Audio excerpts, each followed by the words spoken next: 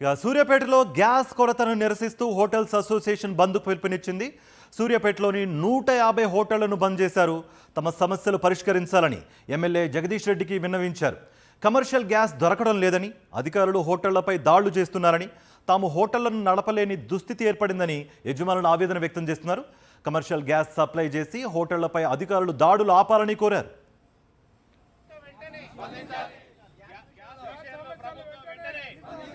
Hotels మొత్తము బంద్కు పిలిపోయడం జరిగింది.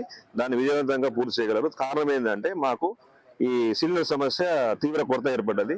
ఒక వారం నుంచి మా మీద కొద్దిగా రైడ్స్ ఎక్కువ జరుగుతున్నాయి. కమర్షియల్ బుకింగ్ వెళ్తే కమర్షియల్ లేదని అంటున్నారు. కావున ఈ అధికారులు మా మీద కొద్దిగా దయం చేసి హోటల్ మూసివేయకుండా తగు చర్య తీసుకోవాలని కలెక్టర్ గారికి కూడా వినపడం జరిగింది. ఇటు అధికార పక్ష నాయకుల్ని, ప్రతిపక్ష నాయకులు కూడా కలవడం జరిగింది. వాళ్ళు కూడా సామరస్యంగా సమస్య పరిష్కరిస్తా ఉన్నారు. కావున ప్రజలు ఎంత గమనించి మాకు సహకరించగలరు. ఎందుకంటే దీని మీద ఆధారపడి 300 కుటుంబాలకు పైగా హోటల్స్, బండ్లు, గప్చుప్ బండ్లు అయితేంది, మన టీ స్టాల్స్ అయితేంది, టిఫిన్ సెంటర్లు అయితేంది, ఫాస్ట్ ఫుడ్ సెంటర్లు, మెస్సులు అన్ని కూడా దీని మీద ఆధారపడి బతుకుతున్నాయి. కావున ప్రభుత్వం తొందరగా తగు చర్య తీసుకుంటే మేము ఉపాధి కోల్పోకుండా మా హోటల్ మేము రన్ చేయగలుగుతాము. లేదంటే మూసివేసే పరిస్థితి ఏర్పడుతుంది. కలెక్టర్ గారు కూడా మేము విన్నవించుకుంటున్నాము. తొందరగా పరిష్కారం చేస్తే బాగుంటుంది.